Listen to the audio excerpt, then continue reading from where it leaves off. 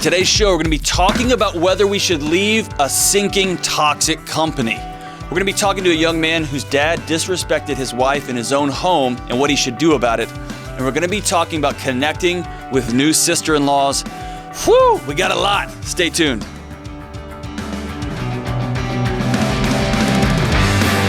Hey, what is up? I'm John, and this is the Dr. John Delony Show, where we're talking about your life, your relationships, your friends, your kids.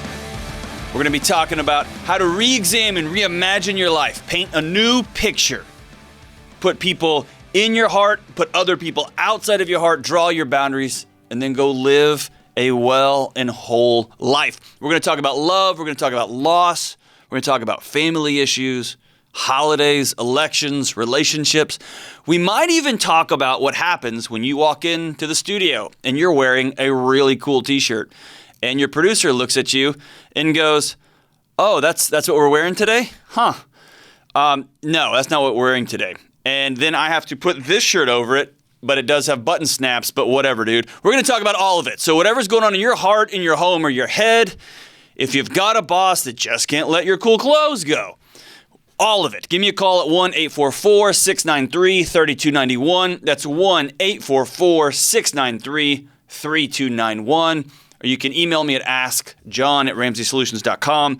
That's askjohn@ramseysolutions.com. People are emailing, calling from all over the world. It's incredible. It's awesome. I love it. You can follow me at YouTube/John Delony. That channel has just lost its mind. You can subscribe to podcasts wherever you get podcasts. Leave great reviews. If you have negative reviews, send them to James Child or Kelly Daniel to their personal email, and they will delete them as they get them. So let's first go to Michael in Minneapolis, right? Michael, I'm going to be able to pronounce the name of your state sometime. Minneapolis. It's not even that. It's Minnesota. The city is Minneapolis. Brother. Yeah, it's Minneapolis. Minneapolis. Perfect. That's right. Thanks for having my call, John. Minneapolis, Minnesota. Michael, my brother, how are we doing? Did you know I used to teach geography to high school kids, which would probably tell you all you need to know about the state of American education? Minneapolis, Minnesota. Michael, what's up? Hi, John. You can hear me, right? Yes, I can hear you great. Go for it. Perfect. Thanks for taking my call. So I guess my question is whether I should stay at my company or not. So some background. I currently work for a Fortune 500 company that has really struggled in the past 5 to 10 years. Okay. My organization recently announced that my business unit, which is really declining, is kind of being dissolved from the organization and will be moved to a new entity. Okay. Which is yet to be determined. What does over the past couple? Real quick, for those of us like myself who don't work in a Fortune 500, when you say things like it's going to be moved to a new entity, that sounds like corporate speak. That reminds me of the movie Office Space. What does that actually mean? You're going to be dissolved and moved to a new entity. Yeah, so it won't be part of the existing organization. It'll have a new name. And we're kind of learning what it means too right now, but it kind of has a lot of things up in flux. So it sounds like a corporate mumbo jumbo for we don't know, and we're going to put some big words on it because you don't know, and we don't want you to jump ship on us, but we're just getting rid of this because it's losing money, right? Okay, so thank you for that. So continue. Perfect. Yeah, so you're spot on. But my work unit over the past couple of years will be directly responsible for, making this transition happen. So it'll be extra strenuous on us. But over the past couple of years, it's been pretty toxic environment, extremely stressful, and it's only going to get more toxic with all of the moves that are going on here as well. And so on top of all of this, I recently finished my MBA with this company, so I have a 2-year retention with them, and then I have to pay it back if I would leave.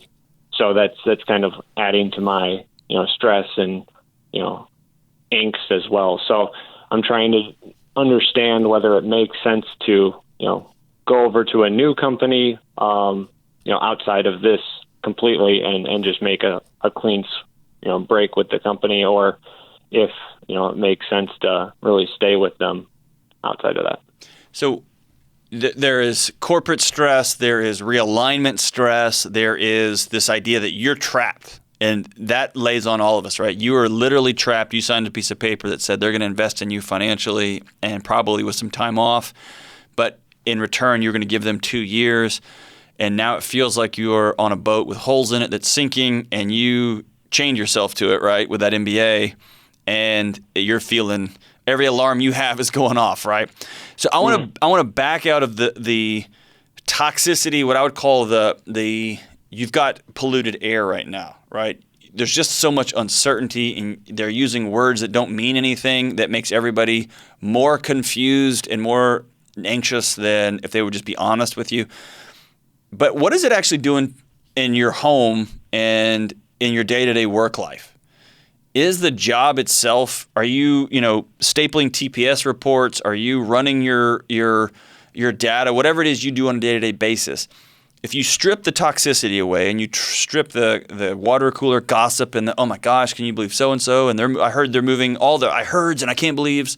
If you get rid of all that nonsense, all that crap, how's the day-to-day life of the job?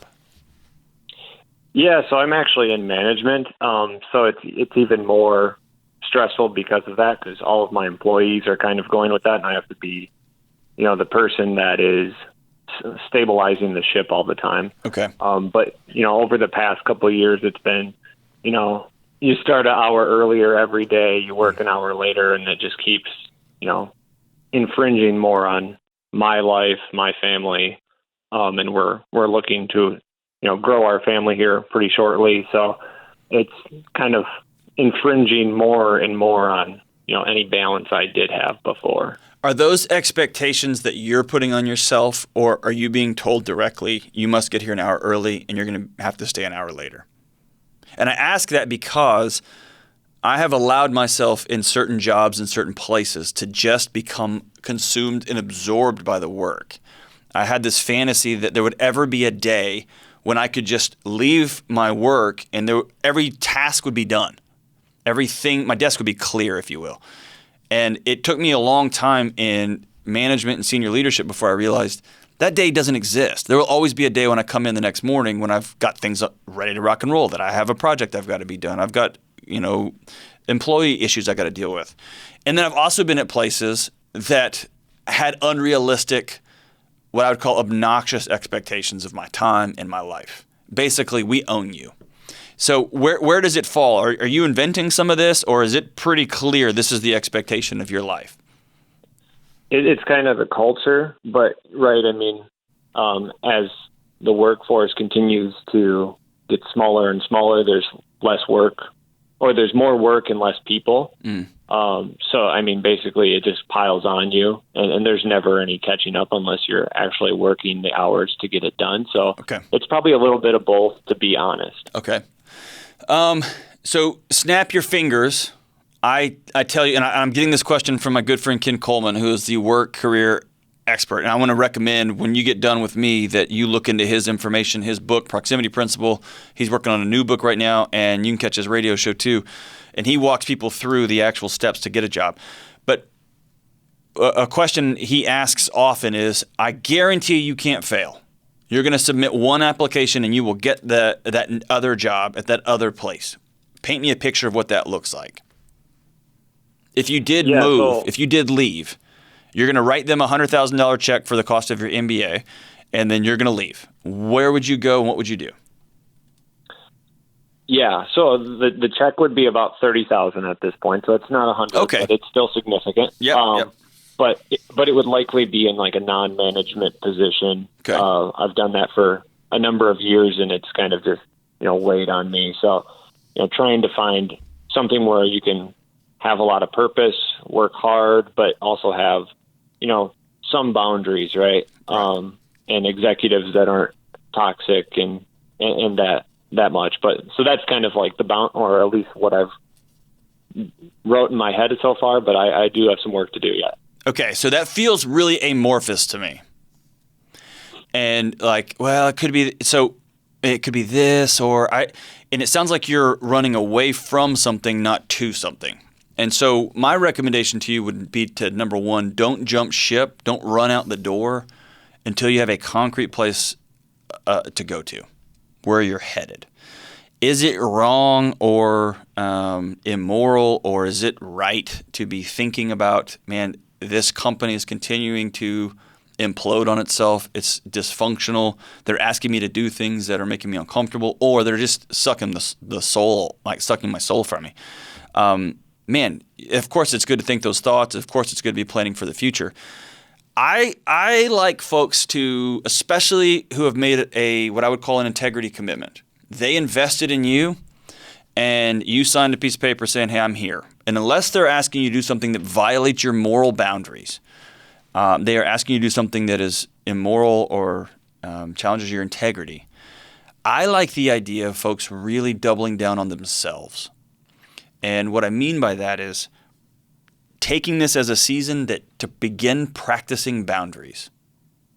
Begin practicing, here's what I'm going to allow in my life, and I'm going to create a world that exists outside of that life that fits in with the world I've created, instead of letting the outside world dictate what happens on the inside.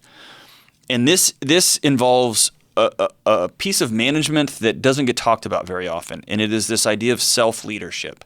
You've got to lead yourself first.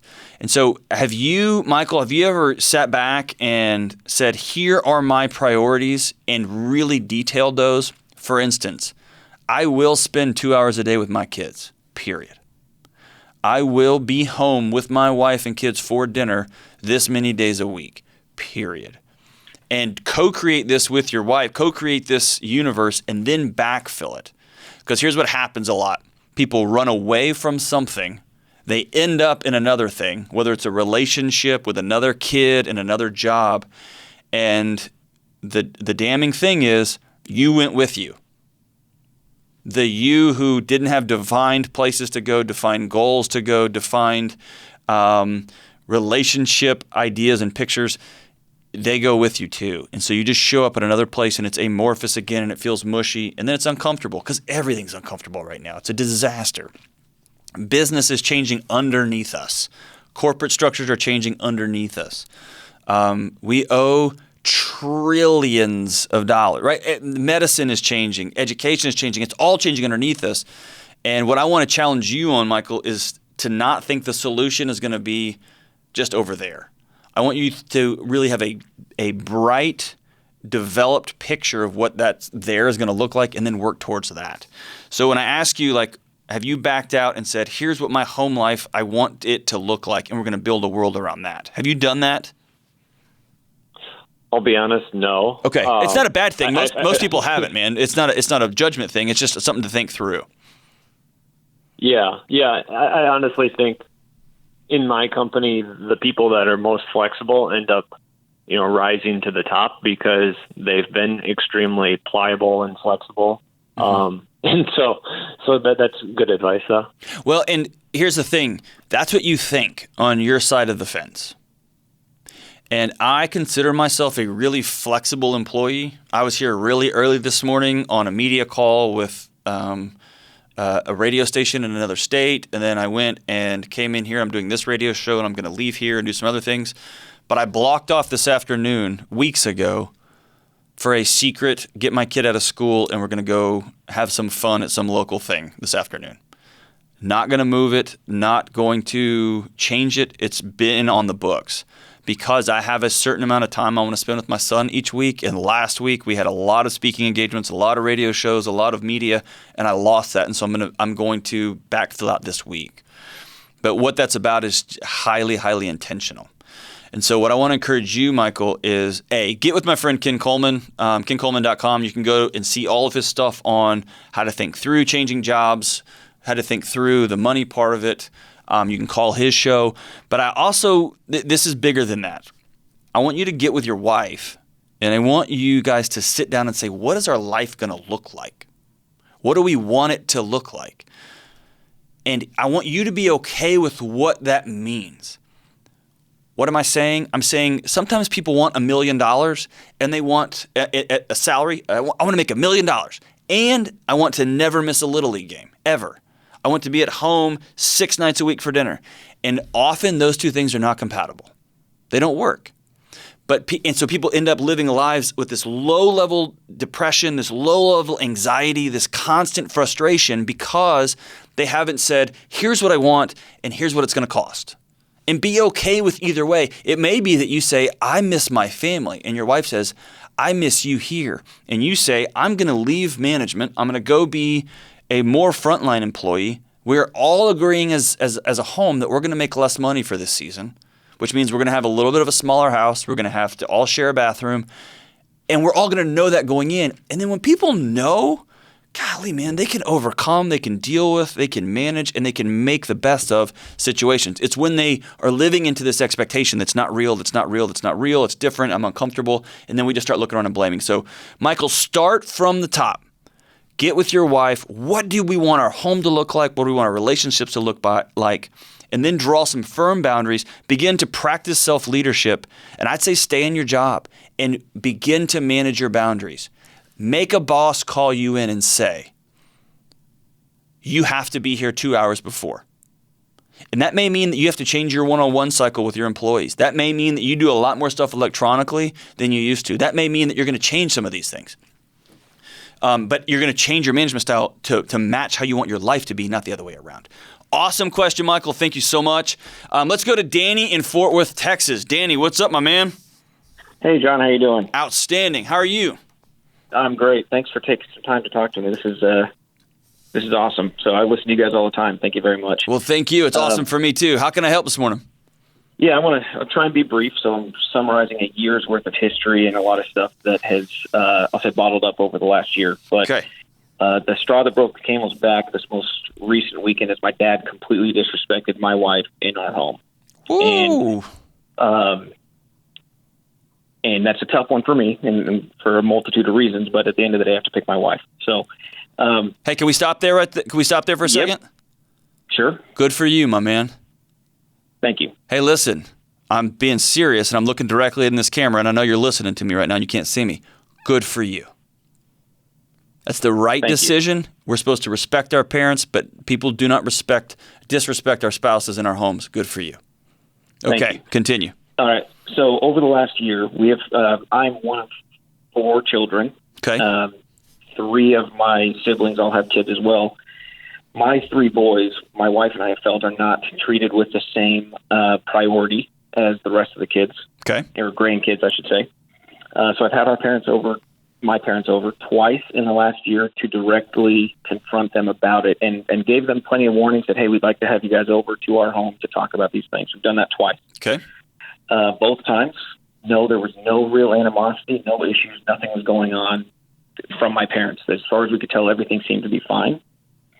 And then this last weekend, I should back up a little bit. They even went about 2 or 3 weeks ago and said, and just completely surprised us, showed up at our house at about 8:30 on a Sunday morning with donuts for all the grandkids. It was a huge, huge effort. Yeah. Phenomenal. It was great for us. So we thought, okay, water's under the bridge, everything's fine. And then my youngest son turned 1. We had his big birthday. I thought it was a college graduation with how much my wife planned into it. Awesome. But it was great. My dad comes in, doesn't say that I say hi to him and stuff like that. He doesn't say a word to my wife the entire time we're there. Mm-hmm. Deliberately avoids her, won't talk to her. She starts to notice it more and more throughout the day. It says, hey, did I do something to upset your dad? Asking me a couple questions. So I start looking at it and listening, kind of being like, well, maybe she's just overreacting or missing something, or maybe he's off or something like that. So I tried to look at it, and sure enough, she's right. I intently watched multiple potential interactions where he avoided her to the point of, they'd pass by each other and he'd intentionally look the opposite direction, things like that. Yeah. So then I let the party go on. Everything's fine. Next day, there's some other issues with my siblings that I was also addressing, but not to get into that here. I opened up a group text to my dad, my mom, and my siblings. And I said, hey guys, there's some issues I wanted to talk to you guys individually about, but my wife felt extremely disrespected in our house, and I don't appreciate that.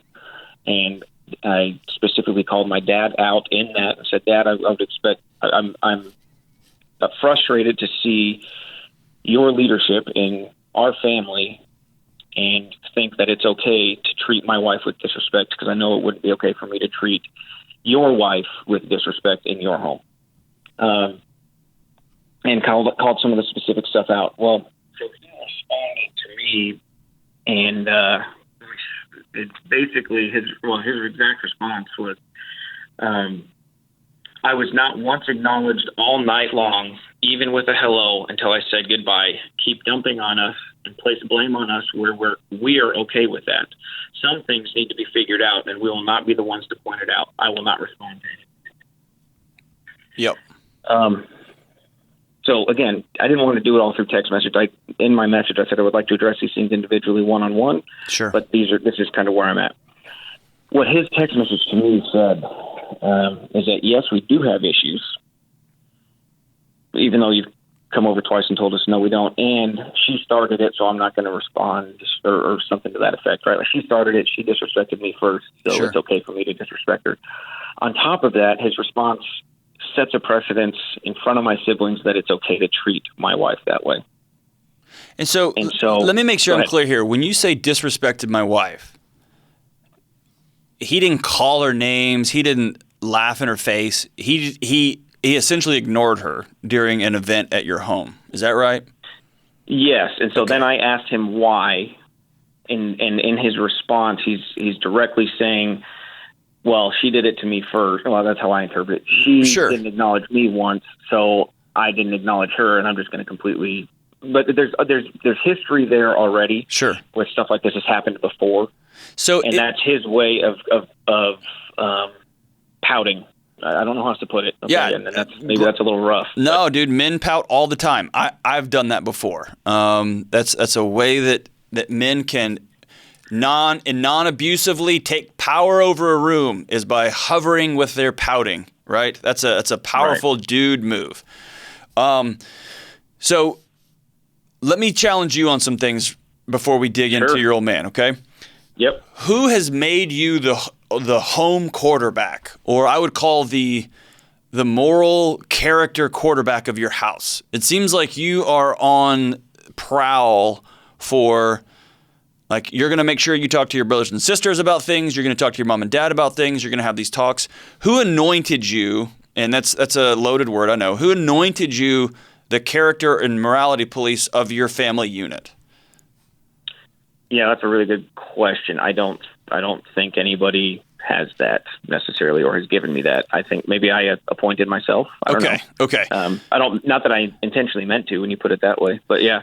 So the second thing is you mentioned this, but I just got to say, dude, the worst thing you can possibly do ever is to address your entire family on issues of character, frustration about your wife via text message, right? Because everybody hears those things differently. And as you're telling this story, I understand there's years of history that I'm not privy to, but I wonder if my son and his wife called me over and said, the way you're treating your grandkids isn't right. It's not fair. Here's 5 reasons why you're treating them differently than you're treating my brothers and sisters' kids. And then nothing changes. And then I get another lecture from my son about how I'm not grandparenting in a way that he sees fit. And then I reach out and I bring donuts. I'm trying. Now I'm going over. I'm going, okay, we're going to be hyper intentional about this. Nothing says I love you like a box of carbs and sugar, right? Especially for kids. Right. And then I show up. I'm on high alert. I want to be present. I don't want to speak and say wrong things. I don't want to look the wrong ways. I want to be fully in. And then I walk in, and I just happen to walk past my daughter-in-law, and she's busy, and she doesn't acknowledge me. And so my initial thought is, did I do something wrong again? I'm on the defensive now because they've already called me over to their house and lectured me twice. These kids that are half my age and half my wisdom have lectured me twice. I don't know what to do with this deal. And so I'm going to pass her a few times and make sure she sees me, make sure she knows I'm here, and she ignores me twice. Well, now my inner child's going to come out. I'm going to act like a baby. And if you're going to ignore me, then I'm going to ignore you, right? But I'm just wondering if these are grown-ups acting like children in this environment. Everyone's going to point a finger at each other. You're the guy that keeps calling folks over to lecture them on how they need to be better brothers and sisters and parents and grandparents. That just sounds like a lot of heat, man.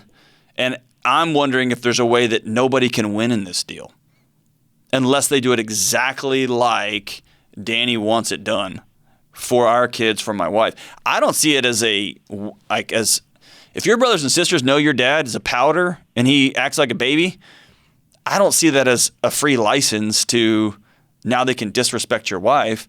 I don't see it that way at all. If your brothers and sisters know that about your old man, they know that about your old man, right? And if they know you're the lecturer, then they know that about you too. And even if I have a license to disrespect somebody's wife who I love, I'm not going to because I'm a person of character, right? And hopefully they're that same way too. But it sounds like you are on high offense alert. Where does that come from? Yeah, so like the justice police, you are ready to fight. You're right. You're absolutely right, and it's great perspective, and I definitely haven't thought of it that way. Where does that come from, though? Because it comes from probably a good place. That your sense of justice comes from a good place. Where is that from? I think that's from a long history of. I was expected to. Growing up, I was not allowed to make mistakes. I wasn't allowed to not say hi to somebody when you walked in their house. I wasn't allowed to. To the point where we'd be in significant trouble, whatever that looked like, right? Grounded or sure, publicly, and whatever. So, and then that I'll say that the how do I word this? The parenting style my parents have changed significantly from my older sister and I to my younger brother and sister, who is specifically the two that I'm addressing here. So maybe it's this feeling of, and this is a horrible way of wording it, but maybe it's a feeling of moral superiority, which is not true. Yep. It feels like a fraternity. We had to do it, so you have to do it. And y'all didn't have it. Y'all didn't have it as hard as we had it, and so you're never really gonna be true brothers because we got branded and hit in the face with bricks, and y'all just got to right that kind of thing. Yep. Yeah. So that's part of it. Now the other piece of it is probably some emotional response on my part because my wife tries so hard to include everybody. Sure. And to bring everybody over there, and it's affecting. She's starting to wonder, well, what am I doing wrong? Absolutely. And we have had them over twice, and we have asked them, and they keep saying nothing. And then my dad's response kind of sounded like, well, there is something wrong, but we're not going to point it out. Sure. And I was like, well, thanks for your help, I guess. Right? Sure. Or for not helping. And so it was affecting the way my wife felt about herself and the way she's crying to me and saying, why am I not good enough for your family, kind of thing. There you go. Right. And for the last year, I've been telling her, or a year and a half, hey, if we'll just make the effort here, I know my family, they will respond, and you'll be welcomed with open arms and love and kindness. And it just hasn't been the case. There you go. And so there's probably some frustration there for me as well. And I want to tell you, I want to affirm that frustration. If anybody's mean or disrespectful to my wife, if they ignore my wife, if they're ugly to her, man, my defenses go up. My emotions go up. My desire to seek justice on her behalf goes up. That makes you somebody who cares about your wife, right? So here's a perspective I want to give to you, okay? Number one, stop being the justice morality police for the people who love you and people who are around you. It's exhausting for them, and more importantly, it's exhausting for you. Yep. And you are wearing yourself out psychologically, spiritually, emotionally, and you're wearing out the most important, deepest threaded relationships in your life, honestly, for not a lot of reason. And here, I'm going to tell you why. That leads me to number two. You've got to take your family members out of your box. And I've got a YouTube rant on this. But at the end of the day, you should have 4 or 5 people in your life that you allow to hurt your feelings. That you choose who hurts your feelings. You choose who, quote unquote, gets a vote into your life. You love your wife and you love your kids and you think they are awesome. And they probably are. They might not be, but they probably are, right? Right. At the end of the day, other people don't have to see it that way. And if you choose to set off every time somebody doesn't see it that way, you're just going to scorch earth around you. You're going to end up with a pile of bodies, yours included. And that's a waste of a joyful life. And so I would take my dad out of the box. You've sat him down and talked to him, right? You have talked to your mom and said, here's how we would like y'all to show appreciation for our children. And they are communicating through their actions? No. And you can continue to go to war with that, or you can say, great, that's how they choose to live. The people I want in my life are going to honor my kids and my wife in a certain way, so I'm taking my parents out of that box. Am I going to be mature and respect them? Of course. Am I going to invite them to birthday parties? Yep. And I'm also going to tell my wife, and we're going to have this conversation with her, they don't have permission to hurt your feelings anymore. There's nothing you can do to make them be different. They are who they are. Your dad's probably had bouts of immaturity through your entire childhood. And then he probably tried to overcorrect with your younger two siblings and be the cool dad who just let stuff was cool and cool and cool. And that he probably found different connection with them than he did with you guys, and probably treat your kids differently as a result. It is what it is what it is. What you are choosing to do is let your character be defined by somebody else's actions. No, that's good. You are responsible for your character. You are responsible for modeling what a dad looks like to your young kids. Okay?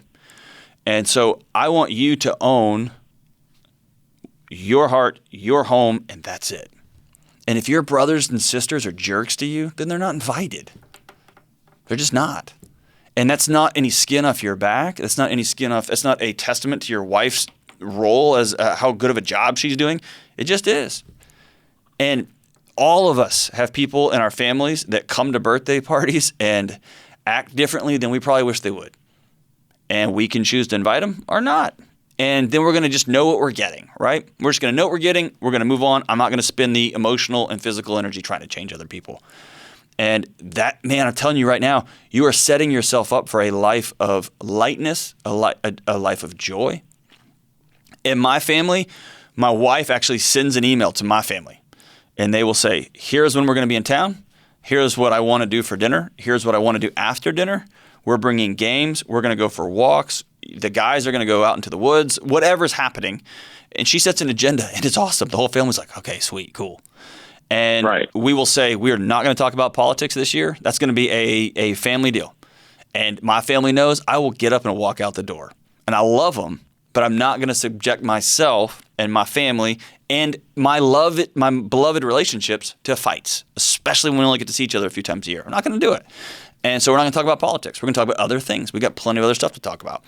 And so it's just setting those boundaries in yourself and being okay with it, talking to your wife and letting her know that she is not on probationary status here.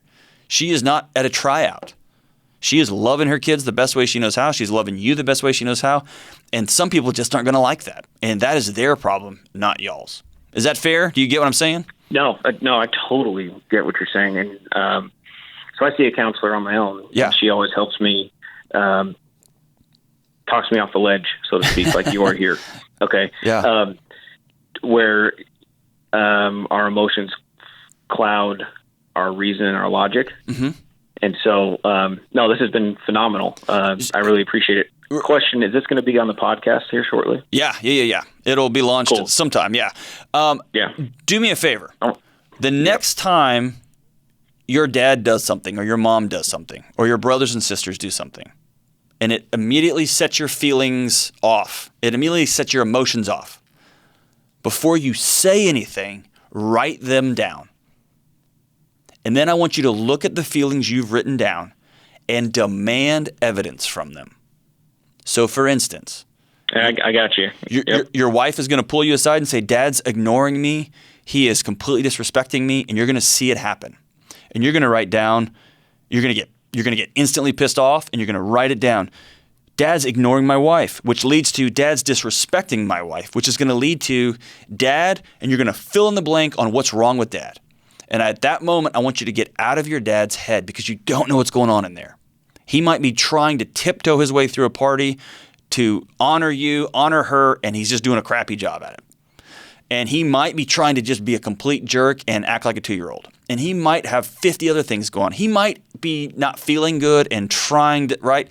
And so after this call, I want you to not text, not electronically communicate. I want you to call your brothers and sisters who are on that text and say, look, y'all are grown-ups. I'm a grown-up. I should not have texted you guys. I'm sorry. I am not your parents. I'm not your moral police. I'm just trying to get everybody to love each other, and I screwed this up, and I'm sorry. And I want you to not explain. Just let that be. And they may say, yeah, that's right. You suck. Take it. Just take it. Say, I'm sorry. You're right.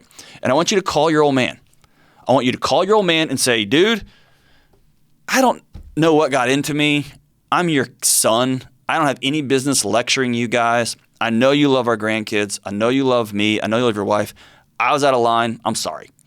And then let it go. And if your dad wants to talk to you after that, which he might not, cool, let it go. Just like Frozen 1 and not Frozen 2. Not holding back anymore. Let it go, right? But call him and apologize. Call your mom and say, dude, I don't know what I was in my head. I'm your son. I'm lecturing my parents. That's not cool. I'm out. I'm not doing that anymore. Y'all are doing the best you can. I appreciate you. And then you and your wife get in a room and decide, what are we going to get our feelings hurt over, and what are we not going to get our feelings hurt over? Who are we going to let hurt our feelings, and who are not going to let hurt our feelings, and then move on. Then let it go. All right, Danny, I'm so grateful for the call. Appreciate your heart. Appreciate you being a guy who's trying to get it right, trying to care about people, but is also trying to wrestle hard with his feelings and emotions. You're a good man, and I appreciate you. Call me back after you call your family and apologize. I want to hear how those go. We'll have you back on the show. I want to hear how that goes. Can't wait. All right, take one more call. Let's go to Jackie in Los Angeles. Jackie, what's up? Dr. D, how are you today? I'm so good. How are you? Good, thank you. Thanks so much for taking my call. You betcha. What can I do to help? Yeah, so today I'm having troubles connecting with my sister-in-law, and I was hoping maybe you can help me try to understand why this is and maybe ways to fix it. Okay. Tell me how you're having trouble connecting. Yeah, so, a little backstory. She met my brother-in-law, and I think their relationship moved very quickly. Mm-hmm. They met, they got married, they're expecting a baby all, within a year or less. Okay. And so I feel like I didn't get a chance to really get to know her. I only met her a couple times, and then all the serious stuff happened. So I feel like, we're cordial enough, but a lot of times I feel like I'm kind of carrying, the conversations on my back. I'll ask her a question, what's your favorite food? And it'll just be like, oh, Italian. And then the conversation kind of ends. Mm-hmm.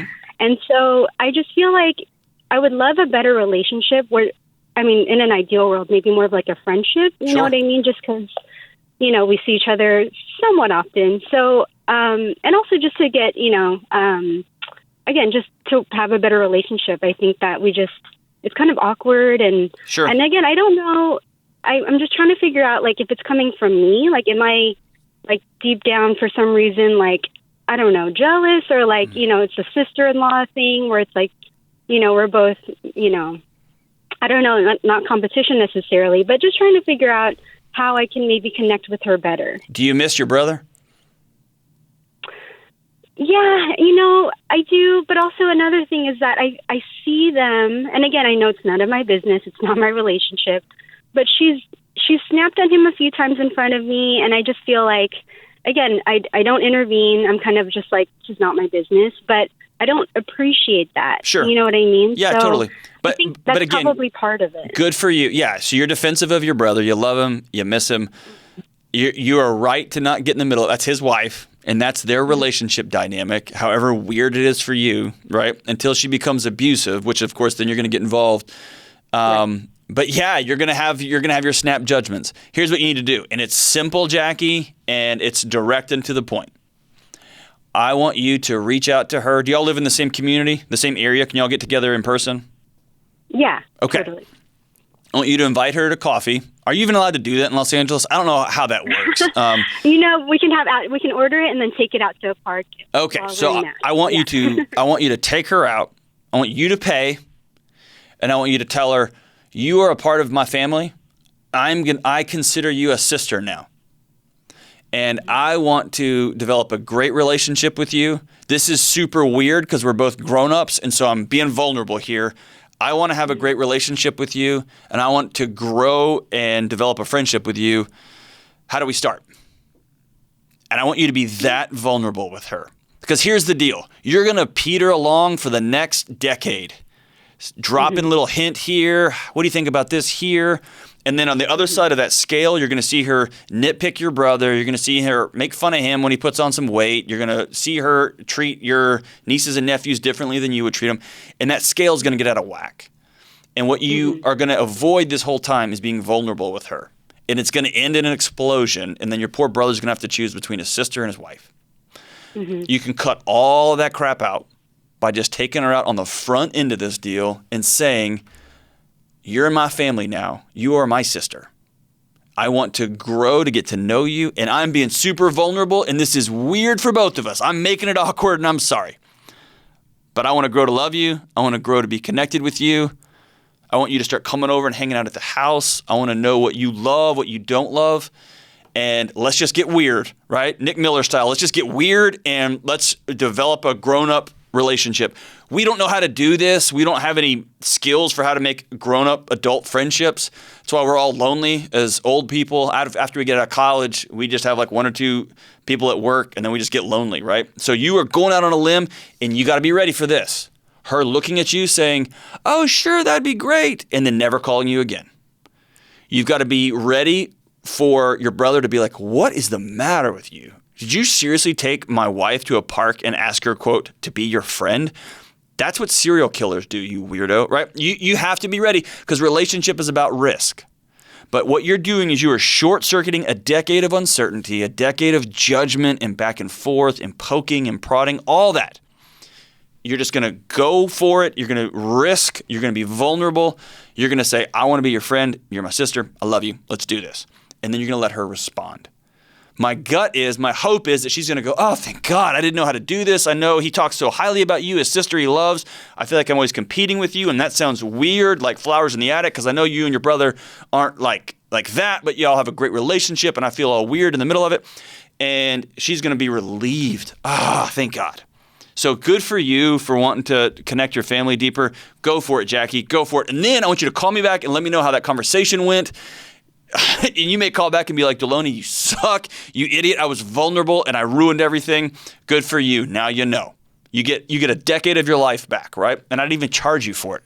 That was free advice, right, Jackie? So thank you so much for the call.